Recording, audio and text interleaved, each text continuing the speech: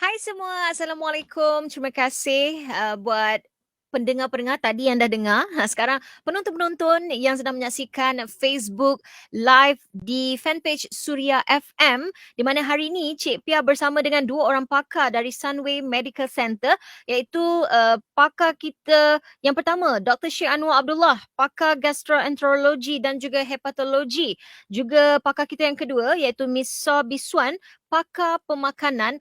Tadi kalau di radio tu kita berborak mengenai kesihatan usus semasa raya, dan kita nak sambung lagi borak-borak ini di Facebook Live Suria FM, sebab tak cukup di radio 1 jam tu, sebab kita nak tahu macam-macam lagi mengenai kesihatan usus kita. Lagi-lagi dekat nak raya ni penting untuk anda jaga kesihatan usus anda. Sebab tu kita bawakan dua orang pakar kita hari ini untuk membincangkan topik kita, kesihatan usus semasa raya. Dan anda kena take note apa yang diborakkan ini, sebab anda berpeluang untuk menang wang tunai RM500. Ada soalan yang akan Cik Piah berikan kepada anda, dan yang penting sekali, syarat penyertaan anda perlu like page Facebook Suria FM ini. Anda kena share interview ini di akaun Facebook anda, dan yang paling penting, akaun Facebook anda tak boleh private. Apa-apa kita nak hello anda kalau anda menang ke apa kan.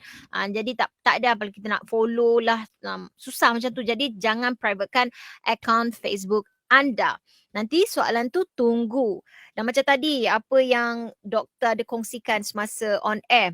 Okey, bila kita hari raya makan tak jaga, boleh menyebabkan macam-macam penyakit, antaranya kembung perut, pedih ulu hati, sembelit, cirit-birit dan juga muntah. Dan kita punya pakar pemakanan pun dah kongsikan juga semasa on air apa tu petua untuk nak jaga usus anda semasa hari raya. Jadi kita nak tanyakan lagi kepada Miss Biswan ni mengenai probiotik. Okey, dan probiotik adalah trend terkini dalam makanan tambahan. Jadi kita nak tahu apakah itu probiotik dan bagaimana ia membantu kesihatan usus. Dan makanan apa yang kaya dengan probiotik? Apakah nasihat anda juga untuk memasukkannya dalam diet seseorang, Miss? Silakan. Hai. Probiotik ialah satu trend sekarang ya.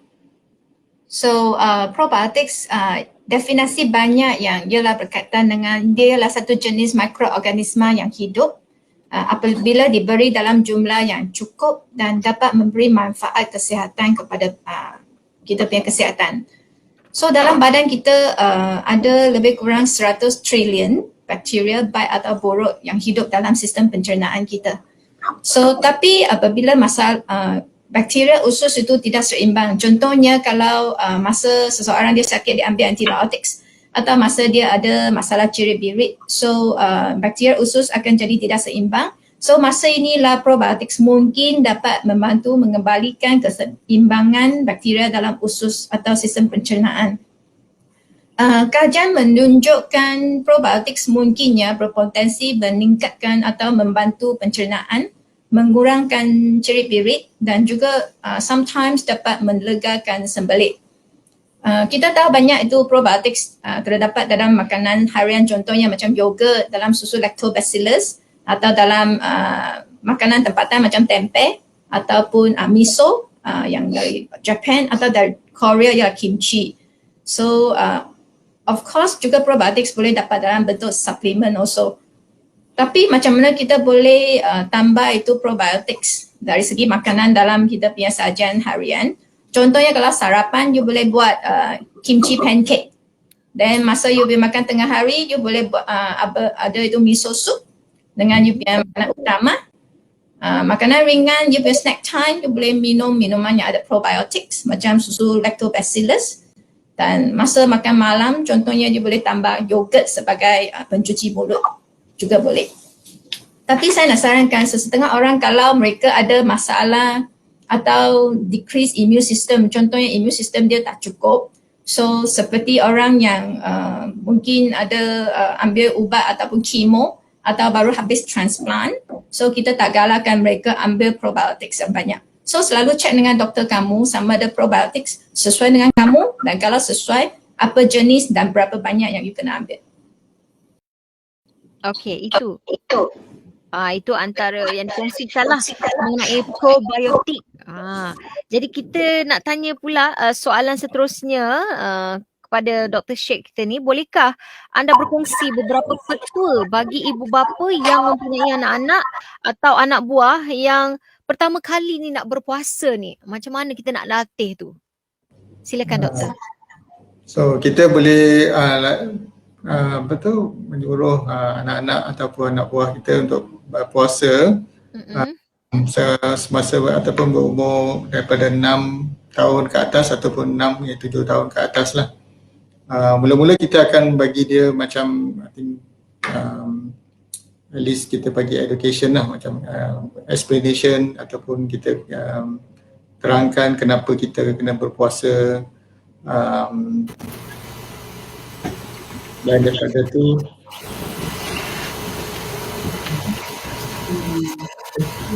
boleh dengar kan? Boleh doktor, kita dengar. Doktor teruskan. Dengar dengar. So daripada situ kita latih dia macam mana cara berpuasa, bermula daripada kita bersahur. So bersahur tu kalau boleh jangan kejutkan anak tu terlalu awal lah. So kita dah prepare makanan tu, dah siap makanan tu, lepas tu dah siap baru kejutkan mereka lah. Kalau tidak nanti kita kejut awal-awal, nanti dia mengantuk dan dia akan tidur. Susah untuk bersahur lah. So lepas tu bila dah bersahur tu kita encourage dia lah ataupun bagi dia semangat untuk berpuasa. Kalau boleh separuh hari dulu. Lepas tu kalau boleh lebih daripada itu pun bagus, encourage. Kalau dia dapat berpuasa penuh, dan kita akan bagi dia something macam motivasi lah, bagi hadiah ke duit raya. Duit raya lah.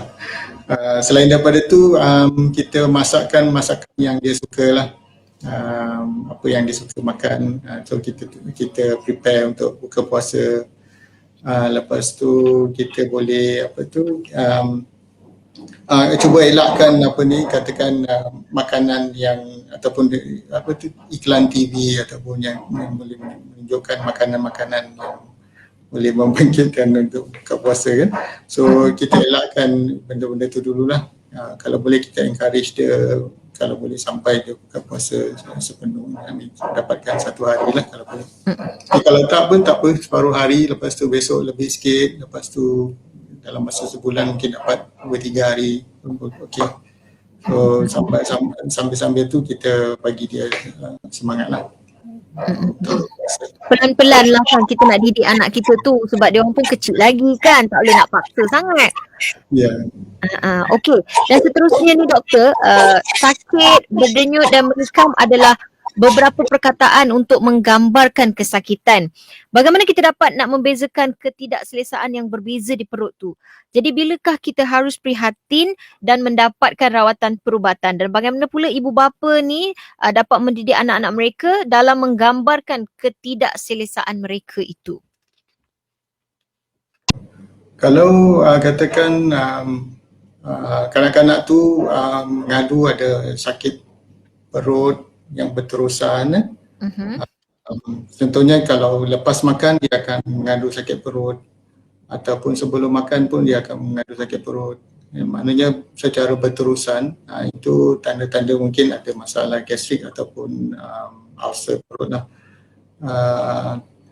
Ataupun ada masalah reflux lah, reflux yang saya cakap tadi, masalah pedih di hulu hati ataupun rasa panas, kadang-kadang muntah ataupun kembung. So itu salah satu nak bezakan lah antara reflux dengan fatty ulcer. Cuma the thing is, kalau nak bezakan betul-betul tu memang susah juga. Kadang-kadang kena buat pemeriksaan lanjut lah seperti yang seperti. Cuma kalau ada masalah lain, macam katakan gejala-gejala lain yang membimbangkan seperti muntah berterusan, ataupun sakit tu sakit yang teruk sangat sampai dia tak boleh tidur malam kan, mengganggu tidur dia, ataupun najis dia ada berdarah ke, atau najis warna hitam, ataupun cerit-berit yang berterusan ataupun demam, yang itu memerlukan rawatan lanjut lah. Kalau boleh berjumpa dengan doktor secepat mungkin. Okey. Macam anak saya pun sekarang tengah ni doktor sakit cerit-berit tu. Cerit Tak tahulah berit. masalah salah makan ke ataupun macam mana tu. Dah 2-3 hari ni dia ada ni lah cerit-berit. Biasanya dia punya najis tu tak macam najis dia yang biasa. Dia macam sedikit cair doktor. Itu mungkin sebab mungkin salah makan lah ataupun keracunan makanan. Lepas tu Tapi itulah yang bila penting yang penting tu make sure bagi dia air yang mencukupi lah. Kalau kita kalau bagi susu katakan boleh ke dapat doktor? susu, kalau boleh kita elakkan dulu. Sebab dia akan lagi menyebabkan dia Yes, cerit-berit tu. ya betul. So kalau boleh berhenti dulu minum susu. Kalau katakan diarrhea berterusan, boleh bagi apa tu kita panggil oral rehydration salt, air garam tu.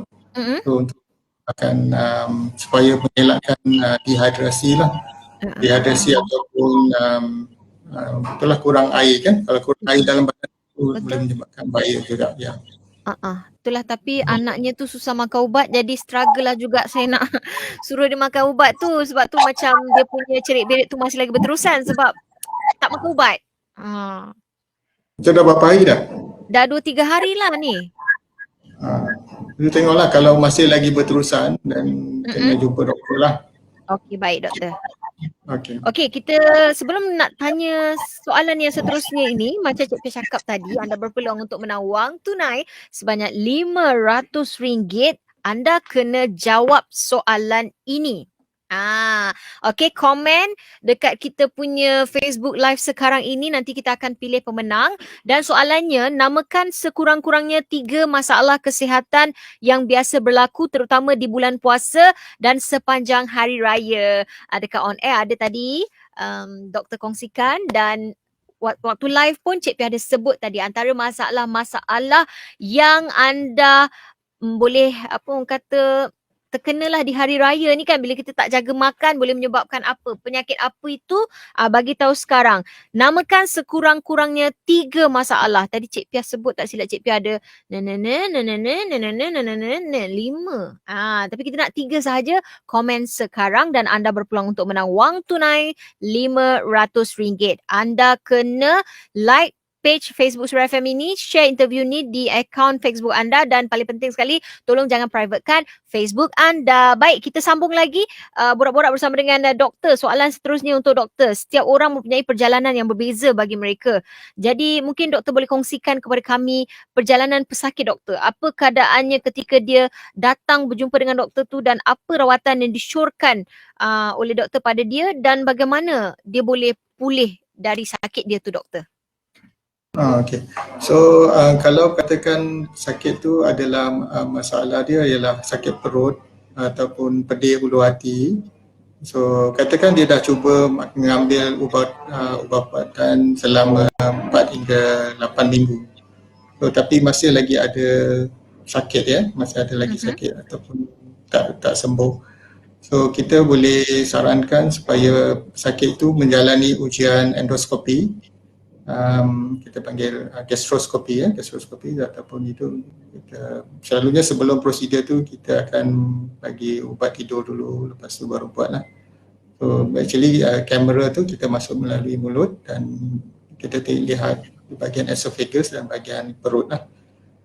Kalau katakan ada ulcer ataupun reflux ke apa, kita boleh nampak dan kita boleh ambil gambar dan boleh beritahu pesakit katakan pesakit tu ada ulcer di bahagian perut dan kita check, kita boleh meriksa untuk peperiksaan untuk bakteria Helicobacter pylori semasa endoskopi tu. So kita boleh dapat ujian secepat mungkin lah. So katakan Helicobacter pylori itu positif dan kita boleh memberi antibiotik yang spesifik untuk membunuh bakteria tu. So bakteria ni special sikit, dia boleh hidup dalam lapisan perut. So perut kita ada keluarkan asid tapi dia boleh hidup dalam perut. So kita kena bagi ubat antibiotik tu untuk 2 minggu. Ada 2 jenis antibiotik dan juga satu ubat tu untuk kurangkan asid. So ubat-ubat ni kena ambil selama 2 minggu dan selepas 2 minggu tu kita akan sarankan supaya pesakit berhenti makan ubat dan jangan ambil antibiotik selama 1 bulan lah. So lepas 1 bulan tu kita akan check, kita panggil urea breath test ataupun ujian nafas urea. So ujian nafas urea ni adalah untuk meriksa sama ada bakteria itu ada lagi ke tidak dalam perut kita. So katakan dah negatif, lebih kurang 80% dia akan sembuh kan. Maknanya tidak ada lagi bakteria. So kalau tak ada bakteria dan sakit tu dia sembuh lah. Cuma kadang-kadang masih lagi ada sakit ataupun tak selesa. So mungkin lepas tu kita boleh bagi ubat untuk kurangkan sakit lah. Tapi kalau katakan dia kembung ataupun masih lagi tak selesa ataupun macam bila makan rasa kembung, so mungkin kita akan bagi ubat untuk kurangkan kembung dan juga untuk kurangkan rasa tak selesa tu. Cuma kadang-kadang lepas pada rawatan tu kadang-kadang masih lagi pesakit boleh menyebabkan masih ada lagi simptom lah, cuma boleh dikawal dengan ubat-ubat untuk kurangkan asid. Okey. Kita nak tanyakan pula soalan kepada pakar pemakanan kita, iaitu Miss Biswan. Terdapat pelbagai jenis diet moden hari ini. Contoh, ada yang mengambil diet rendah karbohidrat, vegan dan puasa sekejap-sekejap. Jadi apa pendapat anda mengenai pelbagai diet ini? Sekarang ada banyak jenis diet ya yang kami dengar dari patient, kita cari online. So tapi setiap diet kita kata apa maksud diet itu? Diet yang dia sebagai satu rancangan makanan atau minum yang tetap dengan jumlah kuantiti dan juga dia punya kombinasi yang tersendiri. So yang dapat mungkin mengurangkan berat badan dan juga bagi manfaat kesihatan yang lain. Tapi saya nak share di sini ada 2 jenis makanan atau diet yang terbukti secara saintifik dapat memberi manfaat kesihatan kepada kita semua. Yang pertama kita kata Mediterranean diet. Yang kedua ialah diet DASH diet. DASH diet ialah diet untuk kurangkan ataupun stop hypertension, untuk kurangkan itu tekanan darah tinggi.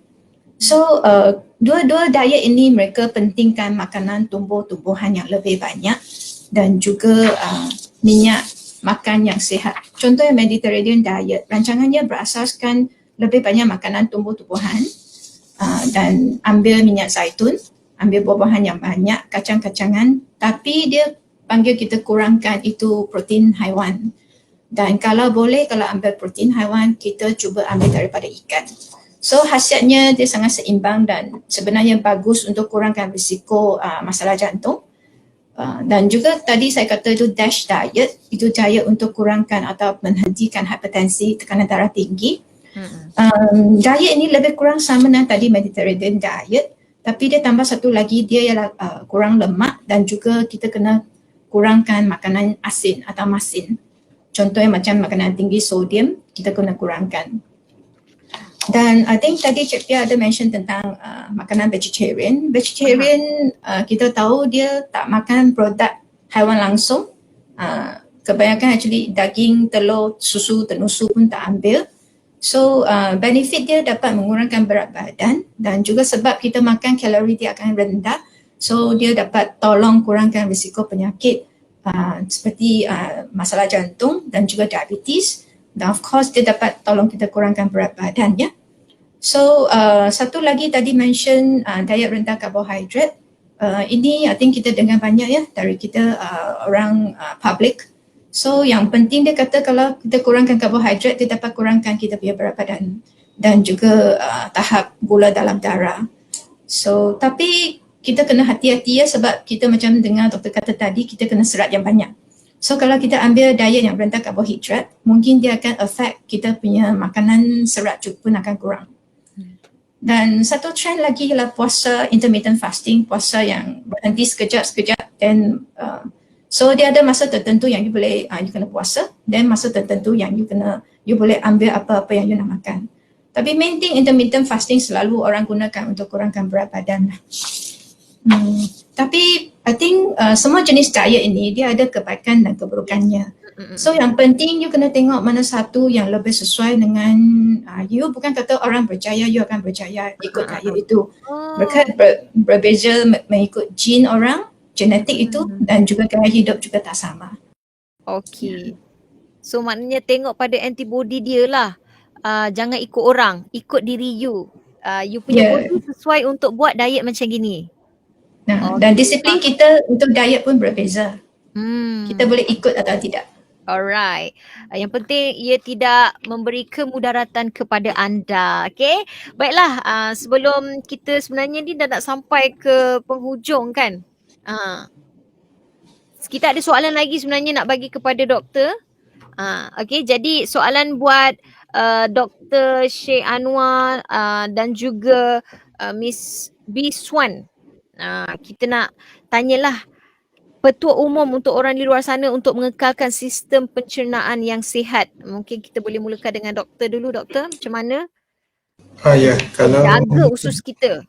Ya, yang tu yang penting sebenarnya kita boleh yang penting kita makan makanan yang seimbang lah. Yang seimbang tu maksudnya dia boleh memberi tenaga, protein dan juga vitamin dan mineral serta serat yang mencukupi supaya kita dapat semualah yang kita nak tenaga, nak repair tisu kan, ataupun kalau kita masih membesar kanak-kanak tu dia akan boleh membesar dengan baik dengan sempurna. So kurangkan makanan kita panggil yang diproses proses meat ataupun proses meal ataupun makanan segera itu untuk baguslah kalau katakan kita makan yang kita masak sendiri lebih baik daripada kita beli di kedai-kedai. Yang penting sekarang kita juga penting untuk mengekalkan berat badan yang ideal lah. Kalau makan banyak-banyak pun ataupun benda tu berkhasiat, kalau makan banyak pun dia akan menyebabkan berat badan bertambah. So yang itu tak bagus juga kan, sebab ia akan menyebabkan masalah kesihatan yang lain. Contoh dia katakan pesakit yang ada masalah berat badan, cuba kurangkan berat badan kita dengan cara katakan kita kurangkan pengambilan kalori. Contohnya katakan kita orang dewasa kita memerlukan lebih kurang 2000 lebih kilokalori satu hari. So kalau kita dapat kurangkan 500 kilokalori daripada 2000 tu, katakan 1500 satu hari. So kita kalau kita kan dapat kurangkan setiap hari 500 kilokalori, kita boleh dapat kurangkan berat badan masa satu minggu tu kita boleh dapat kurangkan 0.5 kilo. Kalau boleh kita boleh cuba dapat amalkan benda ni lah. So maknanya kurangkan kalori intake. So berarti kan kalau kita makan makanan tu penuh dalam satu pinggan tu, mungkin kita boleh kurangkan dengan 3 suku setiap kali makan. So dengan cara tu mungkin kita dapat kurangkan kalori secara keseluruhan dalam masa satu hari. Selain daripada tu jangan lupa bersenam 30 minit satu hari. Ini juga membantu kesihatan usus juga. Sebab bila kita tak bersenam, kadang-kadang usus kita akan jadi belahan dan menyebabkan masalah sembelit. Okey. Jadi itu saja. Selain daripada tu kita boleh tambahkan ni, kalau kita dapat kurangkan 5% daripada kita punya berat badan, kita boleh kurangkan risiko untuk mendapat risiko kardiovaskular lah, kita panggil risiko kardiovaskular seperti kencing manis, kolesterol dan juga darah tinggi. So tiga-tiga penyakit ni boleh menyebabkan masalah kardiovaskular ataupun risiko mendapat kardiovaskular, penyakit kardiovaskular. Okey. Jadi mungkin Miss Biswan boleh tambah tadi macam mana lagi tua untuk kita nak mengekalkan sistem pencernaan yang sihat. I think yang pertama kena banyakkan serat. Banyakkan serat dari buah-buahan, dari whole grains dan juga sayur-sayuran, kacang-kacangan, dan juga cuba minum banyak air. Yang kedua, dari segi makan itu kuantiti jangan berlebihannya. So kena makan sederhana ikut keperluan sendiri, dan juga kurangkan makanan yang berlemak dan juga yang sangat pedas. Dan ketiga, of course, yang macam doktor kata tadi, kita cuba makan makanan yang seimbang. So kita boleh ikut yang Malaysia punya itu healthy meal plate, pinggan sihat Malaysian. So dari sana then dia boleh bagi kita satu panduan macam mana kita cuba makan sihat dan seimbang. Itu saja dari saya.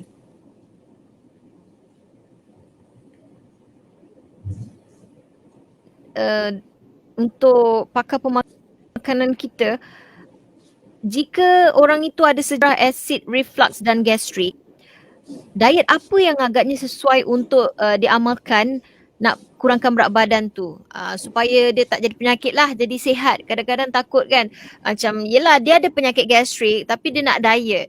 Macam mana tu? Okay, kalau kita kata orang yang ada gastrik kan, so kalau untuk kurangkan berat badan kita mesti panggil dia makan kena kurang. So of course saya punya patient dia juga takut kalau saya makan kurang nanti gastrik ada masalah. Okay, so yang penting itu waktu makan kena ikut tetapkan small and frequent meals, sikit tapi kerap. Dan juga dari segi makan itu kita cuba jangan makan yang makanan yang terlalu banyak gorengnya dan juga yang banyak berlemak. Itu semua akan buat kita punya berat badan susah nak turun. So cuba makan makanan yang masak dengan cara masak yang kurang minyak, contohnya macam steam ke, buat sup ke, ataupun tumis ke, atau panggang ke. Itu semua pun boleh bantu ya bagi kita kurangkan berat badan. Dan juga mungkin kena banyakkan sayur-sayuran sebab kita tahu sayur-sayuran dia akan kurang bagi calories ya, dan boleh kita tolong kita jaga badan. So itu yang penting kalau mereka yang ada gastrik dan juga nak kurangkan berat badan. Okey, itu dia. Kena bijaklah pilih diet yang sesuai untuk anda. Dan soalan ni untuk doktor. Di mana perut sentiasa kembung dan nak buang angin walaupun kita dah makan pada waktunya, dan jaga pemakanan. Mungkin kadang-kadang cheat day. Apa yang perlu dilakukan untuk mengurangkan kembung perut tu? Okey, penyebab masalah kembung ni, kita boleh bagikan ada few sebab dia lah. Bila kita makan, kita akan kunyah makanan, sambil-sambil tu kadang-kadang kita menelan juga udara yang kita telan tu, kita masuk dalam perut dan juga usus. Itu pun boleh menyebabkan kembung. So pastikan kalau kita nak makan tu, make sure makan kunyah dengan perlahan-lahan dan kurangkan bercakap lah semasa makan. Kadang-kadang bila bercakap tu, bila makan dan kita swallow air, kita telan udara juga. So itu menyebabkan kembung juga. Selain daripada tu, makanan certain food ataupun makanan tu boleh menyebabkan kembung. Contohnya macam bawang, kobis ataupun kacang. Yang bahan-bahan ni ataupun makanan ini boleh menyebabkan masalah kembung. Depends on kadang-kadang ada orang dia boleh masalah penghadaman dia tak ada masalah, so dia boleh hadamkan benda yang masalah makanan yang biasa ni. Cuma kadang-kadang ada orang dia tak boleh, so kadang-kadang dia boleh ambil sikit, dan kalau dia ambil lebih sikit dia akan menyebabkan kembung. So daripada yang ketiganya disebabkan oleh masalah lactose intolerant. Lactose intolerant ni adalah disebabkan oleh dia tak boleh digest dairy product ataupun susu lembu ataupun yogurt ataupun apa kita panggil dairy product lah. Apa-apa makanan yang mengandungi susu tu dia boleh menyebabkan kembung. So kalau ada, kita cuba elakkan dairy product. Yang ketiganya, yang keempatnya mungkin disebabkan oleh usus tu mungkin bergerak dengan perlahan, dia menyebabkan sembelit. Kalau masalah sembelit ni boleh menyebabkan kembung juga, sebab udara dalam usus tu dia tak boleh nak keluar, dia terperangkap di usus kecil, so dia menyebabkan rasa tak selesa lah. Sebab-sebab lain adalah sebab mungkin ubat-ubatan, ada certain ubat tu dia boleh menyebabkan kembung, ataupun kencing manis. Sebabkan kalau kencing manis yang lama dan tahap yang teruk, dia merosakkan saraf tu, dia boleh menyebabkan perjalanan usus tu perlahan, dan boleh menyebabkan kembung juga. Selain daripada tu adalah masalah bacteria overgrowth, ataupun certain bakteria tu dia terlalu banyak. Bakteria jahat ni boleh menyebabkan pelepasan gas lah yang banyak dan boleh menyebabkan kembung.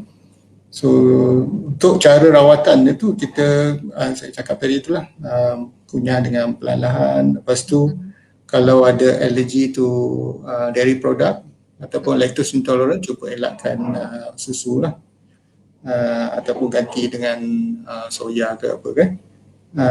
Selain daripada tu, kalau ada masalah sembelit, increasekan fiber intake lah. Fiber intake kita mesti increase dalam requirement dalam 25 gram to 38 gram. Satu kita cuba, tapi increasekan perlahan-lahan sebab kadang-kadang fiber tu boleh menyebabkan masalah kembung juga. So kalau kita nak ambil fiber, ambil sikit-sikit dulu dan lebihkan pengambilan air lah. Air tu kena 8 gelas atau apa. Selain daripada tu, kalau ada masalah-masalah lain, ubat-ubatan apa-apa tu semua kita boleh adjust lah ataupun kurangkan ubat tu. Ataupun kalau ada bakteria overgrowth, kita akan bagi antibiotik untuk kurangkan bakteria tu. Itu saja. Okey, siapa yang bertukang kat belakang tu, doktor? Itulah masalah tu, ada orang kat belakang ni, ada transaction. Buat betul bunyi dia tengah marah ke mengamuk tu.